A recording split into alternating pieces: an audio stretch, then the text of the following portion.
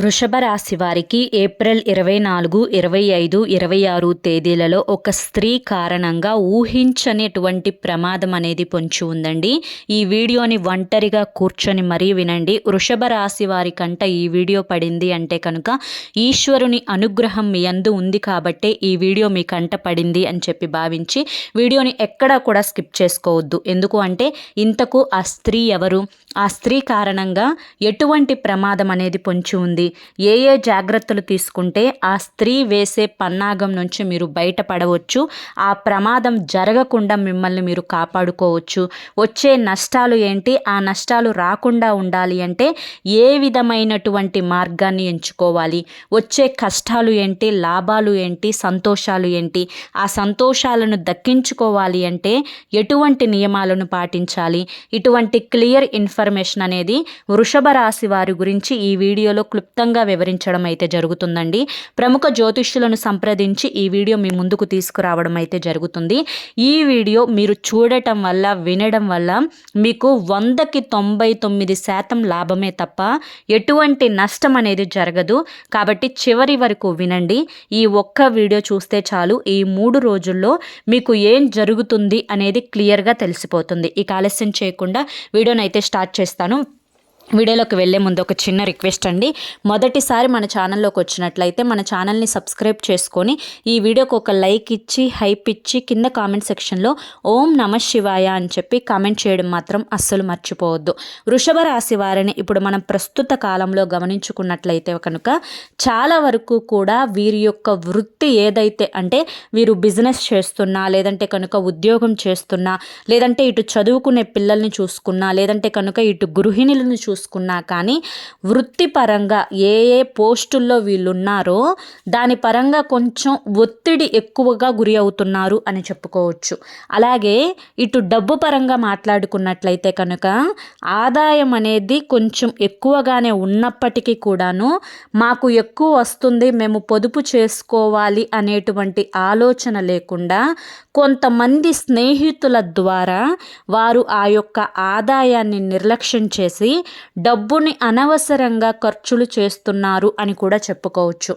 ఏది ఏమైనప్పటికీ కూడాను వాస్తవాలు మాట్లాడుకోవాలండి. మనం ఎప్పుడైనా కానీ ఉన్నమాట అంటే ఉలికెక్కువ అంటారు. ఎప్పుడైనా నిజాన్ని నిజాయితీగా గుండెల మీద చెయ్యి వేసుకొని ఒప్పుకోగలగాలి. అలాగే కొన్ని నిజాలను తెలుసుకొని జీవితంలో అడుగు ముందుకు వేసే ప్రయత్నం చేయాలి. వృషభ రాశి వారికి స్నేహితుల సర్కిల్ అనేది చాలా ఎక్కువగా ఉంటుంది.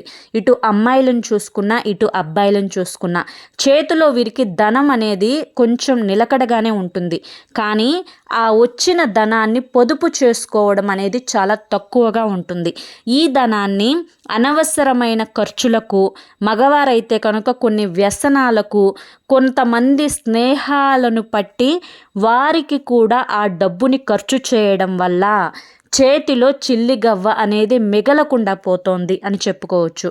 ఇక్కడ అసలు దరిద్రం ఎక్కడ మొదలవుతుంది అంటే కనుక నేను చేస్తున్నది ఇది, నేను ఇక్కడ ఇంత ఖర్చు చేస్తున్నాను, అనవసరంగా నా స్నేహితులకు ఇలా పెడుతున్నాను, ఇది సరైనది కాదు, ఇది కరెక్ట్ కాదు అని చెప్పి వీళ్ళు గ్రహించకపోగా వీరి యొక్క జీవిత భాగస్వాములు ఏదైతే చెప్తూ ఉన్నారో దాన్ని నిర్లక్ష్యం చేసి పెడచెవిన పెడుతూ ఉంటారనమాట. అంటే నువ్వేం చెప్పవసరం లేదు, మాకు వినాల్సినంత ఇది లేదు, మాకు తెలుసులే ఎప్పుడేం చేయాలో అని చెప్పి ఇక్కడ కూడా మీరు ఒక రాంగ్ డైరెక్షన్లోకి వెళ్తున్నారు అని తెలుసుకోండి. ఎందుకు అంటే కనుక తల్లి తర్వాత తల్లిలాగా తమ యొక్క బాగుని కోరేది మీ యొక్క జీవిత భాగస్వామి మాత్రమే. అలాగే భర్త కూడా, చాలామంది భర్తలు మంచివాళ్ళు కాకపోవచ్చు, కానీ ఈ యొక్క వృషభ రాశి వారికి చెందిన భర్తలు మాత్రం చాలా మంచివారే అవుతారు. కాబట్టి మీ భర్తలు చెప్పేది కూడా కాస్తంత ఆలకించండి. అనవసరమైన చిన్న చిన్న ఆనందాల కోసం, చిన్న చిన్న సంతోషాల కోసం ఎంతో కష్టపడి వచ్చిన ధనాన్ని మాత్రం దయచేసి వృధా చేసుకోకండి. మీకు రోజు మొత్తంలో ఒక 1000 రూపాయలు వస్తే మీరు మాకు ఖర్చులున్నాయి, మాకు గడవదు, మాకు ఇది అది అని చెప్పి ఎన్ని పెట్టుకున్నా కానీ సరే మహా అయితే ఒక 700 ఖర్చు చేసుకున్నా 300 మాత్రం పక్కన పెట్టేసే ప్రయత్నం చేయండి. ఇది ఎందుకు చెప్తున్నానా అనేది మీకు ఒక 10 సంవత్సరాల తర్వాత తెలుస్తుందన్నమాట. కాబట్టి ఖచ్చితంగా ఈ మాటను మాత్రం మీరు పెడచెవిన పెట్టకండి. అలాగే వృషభ రాశి వారు చిన్నప్పటి నుంచి కూడా కష్టజీవులు.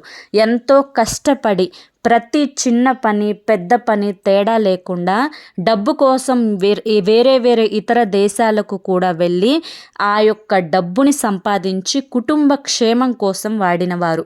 కానీ వీరి యొక్క కష్టాన్ని, వీరి యొక్క డబ్బుని కేవలం డబ్బు పరంగా మాత్రమే వీరు అవసరాలకు వీరిని వాడుకొని కేవలం వీరిని ఒక స్థాయిలో నిలబెట్టుకోవడం కోసం మాత్రమే వీరిని ఒక అడ్డుతెరగా ఉపయోగించుకొని చివరికి నా అనుకున్న వాళ్ళే శత్రువులుగా మారేటువంటి పరిస్థితులు కూడా వృషభ రాశి వారి యొక్క జీవితంలో ఉంటాయన్నమాట.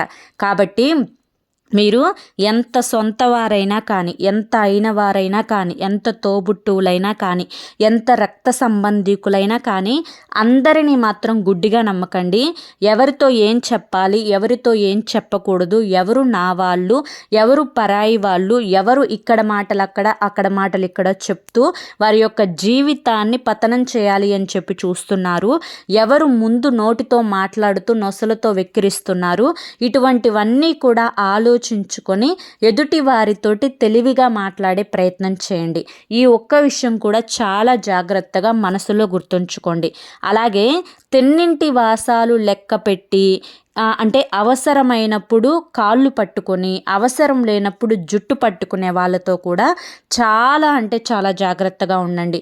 ఎందుకు ఈ మాట వాడవలసి వస్తుంది అంటే మీ యొక్క మంచి మనసు, ఎదుటి వారిని గుడ్డిగా నమ్మేటువంటి మనసు. ఎలా చెప్పాలి అంటే ఒక్క మాటగా కుడుమిస్తే పండుగలాగా అనమాట. కాస్తంత పలకరిస్తే చాలు మీరు అయిపోతారనమాట. కానీ మీరు ఆ విధమైనటువంటి మనస్తత్వం కలిగిన వారు అని చెప్పి ఎదుటివారు చాలా తేలికగా మిమ్మల్ని, మీ యొక్క ప్రవర్తనను, మీ యొక్క మాట తీరును చూసి పసిగట్టగలుగుతారు. కాబట్టి మిమ్మల్ని వాడుకోవాలి అని చెప్పి ప్రయత్నిస్తూ ఉంటారు. అటువంటి వారికి చాలా దూరంగా ఉండండి. అందరూ మీకులాగానే మంచిగా ఆలోచించరు. మీరు ఎదుటి వారి యొక్క బాగు కోరి ఏదైతే చేయాలి అనుకుంటారో ఎప్పుడూ కూడా అలా మీ బాగు కోరి చేయాలి అనుకునేవారు మీ జీవితంలో చాలా తక్కువ మంది. వేళ్ళ మీద లెక్క పెట్టుకున్నా కూడా ఒకళ్ళు ఇద్దరు తప్పితే అంతకంటే ఎక్కువ ఉండరు. కాబట్టి మీరు అసలు వాస్తవాన్ని గ్రహించండి. ఇక కోపాన్ని కాస్తంత కంట్రోల్లో పెట్టుకోండి. వృషభ రాశి వారికి కొంచెం కోపం అనేది ఎక్కువగా ఉంటుంది, కొంచెం ఆవేశం ఎక్కువగా ఉంటుంది. ఎదుటి వారు ఏదన్నా ఒక మాట చెప్తూ ఉంటే ఆ మాటని పూర్తిగా వినకుండా సగం మధ్యలోనే కట్ చేసి ఒక మాట చెప్తుంటే దాన్ని మరొక రకంగా అర్థం చేసుకొని వారి మీద అరుస్తూ ఉంటారనమాట. కానీ ఇది ఎప్పుడూ కూడా అన్ని విషయాల్లో సరైనది కాదు. ప్రతి మనిషికి కూడా కోపం, ఆవేశం అనేవి ఉంటూనే ఉంటాయి. కానీ కోపం అనేది ఎక్కడ ప్రదర్శించాలి, ఎక్కడ ప్రదర్శించకూడదు, ఎక్కడ ప్రదర్శిస్తే మనకి విలువ పెరుగుతుంది అనేది గ్రహించి మీరు కోపం అనేది చూపించండి. ఎందుకంటే ఎప్పుడూ కూడా ఎదుటి వ్యక్తి మీద కోపం చూపిస్తూ ఉంటే అవతలి వ్యక్తికి మీ యొక్క కోపం అనేది మీ యొక్క వ్యసనం లాగా భావించి మీ యొక్క కోపానికి కూడా విలువ ఇవ్వని స్థాయికి మీరు దిగజారిపోతారనమాట. కాబట్టి ఎప్పుడన్నా ఒక్కసారి కోపాన్ని చూపించాలే తప్ప ప్రతిసారి కూడా కోపాన్ని చూపించొద్దు. అలాగే ఎదుటివారు మీతో ఒక మాట చెప్తున్నప్పుడు ఆ మాటని పూర్తిగా వినండి. ఆ మాటలో ఏం అర్థం ఉందా అని చెప్పి గ్రహించండి. గ్రహించిన తర్వాత అప్పుడు మీకు అది తప్పుగా అనిపిస్తే వెంటనే క్వశ్చన్ వేసేసేయండి. ఇక్కడ మీరు ఎవరి మాటలకు భయపడవద్దు, ఎవరి గురించి ఆలోచించవద్దు, ఎవరు ఏదన్నా అనుకుంటారేమో అని చెప్పి ఎవరి కోసం కూడా మీ యొక్క శ్రమను కానీ, మీ యొక్క డబ్బుని కానీ, మీ యొక్క సమయాన్ని కానీ వృధా చేసుకోవద్దు. ఎందుకంటే ఇక్కడ మీ జీవితంలో చాలామంది కూడా అంటే ఒక 100లో మనం గమనించుకున్నట్లయితే 95% మంది వరకు కూడా మిమ్మల్ని వాడుకొని పక్కకు నెట్టేసే వాళ్ళే. ఈ విషయాన్ని మాత్రం ఖచ్చితంగా మీరు గుర్తుంచుకోండి. ఇక స్నేహం విషయానికి వస్తే ఈ యొక్క స్నేహం అనే ముసుగులో చాలామంది దుర్మార్గులు మీ చుట్టుపక్కల ఉన్నారు. నేను చెప్తే మీకు అతిశయోక్తిగా అనిపించవచ్చు, కానీ మీ యొక్క జాతక ప్రకారం ప్రముఖ జ్యోతిష్యులు చెప్పిన మాటనే నేను మీతో చెప్తున్నాను. అలాగే ఈ మాట నా మాటగా భావించకుండా ఈశ్వరుడే నా చేత మీ చెవిన పడేలా చేయించారు అని చెప్పి భావించి ఈ యొక్క వాస్తవాన్ని గ్రహించండి. వాస్తవం ఎప్పుడూ కూడా కొంచెం చేదుగానే ఉంటుంది అని చెప్పి నమ్మండి. మీ యొక్క స్నేహితుల సర్కిల్ ఏదైతే ఉంటుందో ఈ యొక్క స్నేహితుల సర్కిల్లో చాలామంది కూడా మీ యొక్క అంటే మీ జీవన శైలి గురించి, మీ కుటుంబం గురించి, మీరు చేసే పని గురించి ఎక్కువగా పొగుడుతూ ఉంటారు. మీ యొక్క అందం గురించి కూడా ఎక్కువగా పొగుడుతూ ఉంటారు. మీరు చేసే ప్రతి పని కూడా తెలివైనది అని చెప్పి మీ మనసుకు ఎప్పటికప్పుడు కూడా సంతోషాన్ని కలిగించే ప్రయత్నం అనేది చేస్తూ ఉంటారు. వీరి యొక్క ప్రయత్నం వల్ల కేవలం మీ యొక్క డబ్బు మీద చూపుతోటే మిమ్మల్ని, ఇప్పుడు మగవారిని గనక గమనించుకున్నట్లయితే కనుక మిమ్మల్ని మందు తాగడానికి ఉపయోగించుకోవడమో, లేదా దానికోసం అంటే దానికి కావలసిన డబ్బు కోసమో, లేదంటే ఏ పార్టీల కోసమో, బిర్యానీల కోసమో, లేదంటే ఇంకా ఏ ఇతర ఖర్చుల కోసమో మీకు అంటే ఈ విధంగా చేస్తేనే మీరు పడిపోతారు అని చెప్పి గ్రహించి ఆ విధమైన ఆ యొక్క రూట్లోకి వెళ్ళి మిమ్మల్ని పడేస్తూ ఉంటారు. దీనివల్ల ఏమవుతుంది అంటే కనుక వారు పొగిడినప్పుడు మీకు అంతా బాగానే ఉంటుంది, బాగా అనిపిస్తుంది. నా ఫ్రెండ్ చూడు ఎంత మంచివాడో అని మీ మనసుకు అనిపిస్తుంది. ఏ కల్మషం లేనివాడు, కల్లా కపటం లేనివాడు, అమాయకుడు అని చెప్పి మీ మనసుకు అనిపిస్తూ ఉంటుంది. కానీ వారి యొక్క మనసు లోతుల్లో ఎంత దుర్మార్గం అనేది దాగి ఉందో మీరు గ్రహించలేకపోతున్నారు. కాబట్టి స్నేహితులను కూడా అంత గుడ్డిగా నమ్మకండి. ఎదుటి వారి యొక్క గొడవలలో దయచేసి జోక్యం చేసుకోవద్దు. ఎదుటి వారు గొడవలు ఆడుకుంటున్నప్పుడు ఎంత దూరంగా ఉంటే అంత మంచిది అన్న విషయాన్ని గుర్తుంచుకోండి. ఎక్కువగా స్నేహం కోసం ఎక్కువ సమయాన్ని కేటాయించడం కూడా మీకు ఈ సమయంలో సరైనది కాదు అన్న విషయాన్ని గుర్తుంచుకోండి. అలాగే మీరు చేస్తున్నటువంటి వృత్తి అందు కూడా చాలా జాగ్రత్త అవసరం. మీకు తెలియకుండా చాలా ధనం వేరే వారి దగ్గరకు వెళ్ళి నిల్వ ఉంటుంది, కానీ కష్టం మీది, సొమ్ము వారిది అయిపోతుంది. ఎందుకు ఈ మాట వాడుతున్నాను అంటే కనుక మీ యొక్క జాతక ప్రకారం మీ యొక్క అమాయకత్వాన్ని, మీ యొక్క శారీరకమైనటువంటి శ్రమను, ఎందుకంటే మీరు మొద్దుగా పని చేస్తారు. ఏ పని చేసినా కూడా అంటే చిన్న పనైనా పెద్ద పనైనా కష్టపడి చేసే పనైనా కూడా దానికోసం ఒళ్ళుని హూనం చేసుకొని మరీ పనిచేస్తారు. ఆ శ్రమను ఎదుటి వారు వాడుకుంటున్నారండి. ఆ శ్రమలో అంటే మీరు ఏదైనా కానీ ఒక పార్ట్నర్తో ఇద్దరు బిజినెస్ అంటే ఇద్దరు కలిసి బిజినెస్ చేస్తే మీరు 70% పనిచేసి అవతల పార్ట్నర్ 30% పనిచేసి వచ్చిన 100 రూపాయలు చెరొక 50 రూపాయలు పంచుకుంటే మీరు చేసిన 70% పనికి మీరు ఎంత నష్టపోతున్నారు? 20% నష్టపోతున్నారు. కాబట్టి అది కూడా మీరు గ్రహించాల్సినటువంటి సమయం, ఇది గుర్తుంచుకోండి. ఇక మీ జీవితంలో ఒక స్త్రీ వలన ఊహించినటువంటి ప్రమాదం అని చెప్పాను కదా. ఈ స్త్రీ మీ యొక్క బంధువులలో ఒకరు. ఈ స్త్రీ మీకు చాలా అంటే మీకు చిన్నతనం నుంచి కూడా పరిచయస్తురాలే. వరుసకు మీకు చాలా దగ్గరి బంధం అనేది ఉందన్నమాట.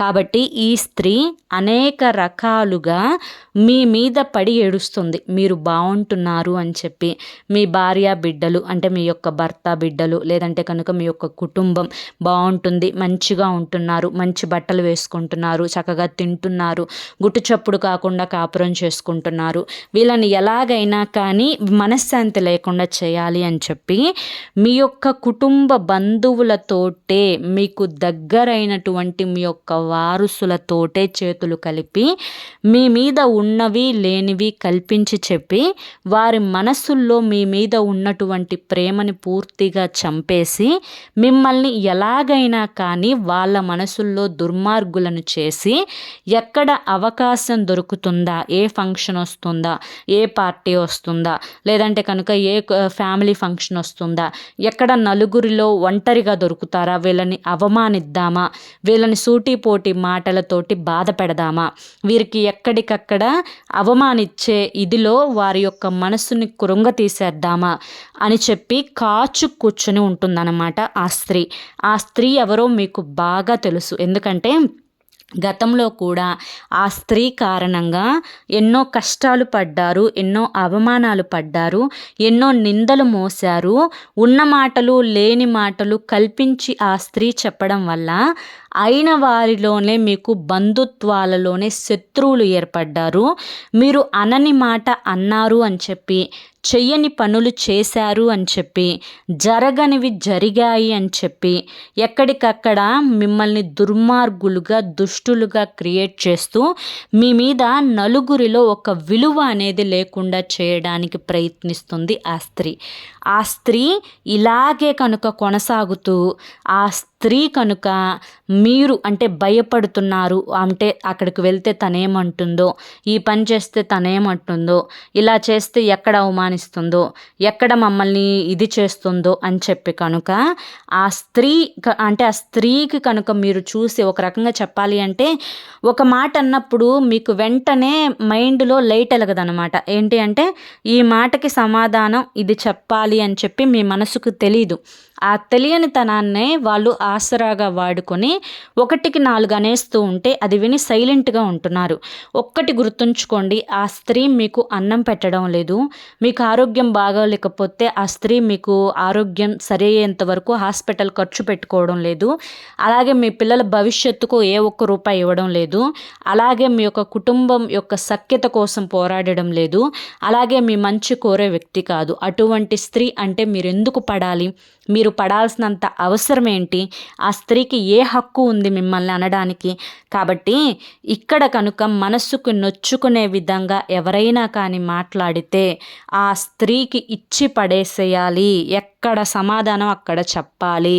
ఎలా చెప్తే కోలుకోలేకుండా ఉంటారో అలా చెప్పాలి. మరొకసారి మిమ్మల్ని కదిలించాలి అంటేనే వెన్నులో వణుకు పుట్టాలి. ఏమంటే ఏమంటుందో ఏమంటాడో అని చెప్పి వారికి భయం కలగాలి. అటువంటి భయాన్ని మీకు మీరే సంపాదించుకోవాలి ఆ స్త్రీ దగ్గర మాత్రం. ఈ విషయాన్ని మాత్రం ఖచ్చితంగా గుర్తుంచుకోండి. లేకపోతే ఎలా ఆడుకోవాలో అలా ఆడుకుంటుంది. ఎందుకు ప్రమాదం పొంచి ఉంది అన్నాను అంటే మీరు గౌరవానికి చాలా విలువిస్తారండి. నలుగురిలోకి వెళ్ళినా కూడా మీరు గౌరవం కాపాడుకోవడానికి ప్రయత్నిస్తారు. కానీ ఈ స్త్రీ కాచు కూర్చొని ఆ గౌరవాన్ని పటాపంచలు చేయాలి అని చెప్పి చూస్తూ ఉంటుంది. అది మీకు అవమానకరంగా భావించి ఆ స్త్రీ ఒక మాట 2 మాటలు ఒక నిమిషంలో అనేసేస్తుంది. కానీ మీరు సంవత్సరం దాని గురించి ఆలోచిస్తారు. మానసిక వేదన చెందుతారు. మానసికంగా చాలా వీక్ అయిపోతారనమాట ఆలోచించి. కాబట్టి ఆ స్త్రీతోటి మాత్రం చాలా అంటే చాలా జాగ్రత్తగా ఉండండి. ఇక ముఖ్యంగా ఈ 3 రోజుల్లో కూడా కుటుంబ పరంగా చూసుకున్నట్లయితే కొన్ని చిన్న డిస్టర్బెన్స్ వచ్చే అవకాశం ఉంది. కోపం ఆవేశం కంట్రోల్లో ఉంచుకుంటే అంతా సవ్యంగా ఉంటుంది. విద్యార్థులకు కూడా అనుకూలంగానే ఉంది. రాజకీయ నాయకులకు కూడా అనుకూలంగానే ఉంది. రియల్ ఎస్టేట్ వారికి, సినీ రంగ పరిశ్రమల వారికి, విద్యారంగంలో ఉన్న వారికి, వైద్య రంగంలో ఉన్న వారికి కూడా అనుకూలంగానే ఉంది. ఎటువంటి ఇబ్బందులు అనేవి ఉండవు. డ్రైవింగ్ చేసేటప్పుడు చాలా జాగ్రత్తగా ఉండండి. ఈ 3 రోజుల్లో వాటర్ అంటే మంచినీరు అనేది ఎక్కువగా తాగుతూ ఉండండి. అంటే ఈ యొక్క ఎండ తీవ్రతకి కొంచెం బలహీనపడే అవకాశం అయితే కనిపిస్తూ ఉంది. అలాగే కొంచెం గ్యాస్ట్రిక్ ప్రాబ్లం తోటి మీరు ఇబ్బంది పడిపోతూ ఉంటారనమాట. కాబట్టి బయట ఫుడ్ వీలైనంత వరకు కూడా బయట తిండి తగ్గించండి. ఏదైనా కూడా ఒక ముద్ద తిన్నా అరముద్ద తిన్నా ఇంట్లో తిండికే ఎక్కువ ప్రాముఖ్యతని ఇవ్వండి. దీనివల్ల ఆరోగ్యం బాగుంటుంది. ఎక్కువగా మజ్జిగ తీసుకుంటూ ఉండండి. ఎక్కువ మంచినీళ్ళు తాగుతూ ఉండండి. ఎండాకాలంలో టైంకి నిద్రపోండి. పని పట్ల ఒత్తిడి ఎక్కువగా ఉండడం వల్ల అనేక రకాలైన ఆలోచనలతోటి తలనొప్పి వచ్చే అవకాశం అయితే ఉందన్నమాట. కాబట్టి ఒత్తిడిని తగ్గించుకోండి. మీరు ఎంత టెన్షన్ పడ్డా ఎంత ఒత్తిడికి గురైనా కానీ జరగాల్సినవే జరుగుతాయి. ఆలోచించడం వల్ల అనవసరమైనటువంటి తలనొప్పులే తప్ప ఉపయోగం ఉండదు అని గుర్తుంచుకోండి. ఇక ముఖ్యంగా ప్రతిరోజు ఇంట్లో దీపారాధన చేసుకోండి. బయటకు వెళ్ళేటప్పుడు ఆంజనేయ స్వామి యొక్క సింధూరాన్ని నుదుటిన ధరించండి. అరికాలులో కాటుక చుక్క పెట్టుకోండి. పొలిమేర దాటేటప్పుడు ఒక నిమ్మకాయ జేబులో పెట్టుకొని మళ్ళీ ఇంటికి వచ్చిన తర్వాత నిమ్మకాయను దిగదుడిసి వేసుకొని దూరంగా విసిరేసి కాళ్ళు చేతులు కడుక్కొని లోపలికి రండి. ఎవరితో కూడా మీ యొక్క పర్సనల్స్ అనేవి పంచుకోకండి. అర్థమైంది కదా? మరి వృషభ రాశి వారికి ఈ వీడియో నచ్చింది అనుకుంటున్నాను. అలాగే మీకు పూర్తిగా అర్థమైంది అని చెప్పి కూడా అనుకుంటున్నాను. ఈ 3 రోజులు ఎలా ఉంటుంది అని కూడా మీరు తెలుసుకున్నారు అని చెప్పి అనుకుంటున్నాను. మరి ఈ వీడియో మీ అందరికీ కూడా నచ్చింది అనిపిస్తే ఈ వీడియోకి ఒక లైక్ ఇవ్వండి. లైక్ ఇచ్చిన వెంటనే హైప్ అని వస్తుంది. హైప్ ఇవ్వండి. కింద కామెంట్ సెక్షన్లో ఓం నమః శివాయ అని చెప్పి కామెంట్ చేయడం మాత్రం అస్సలు మర్చిపోవద్దు.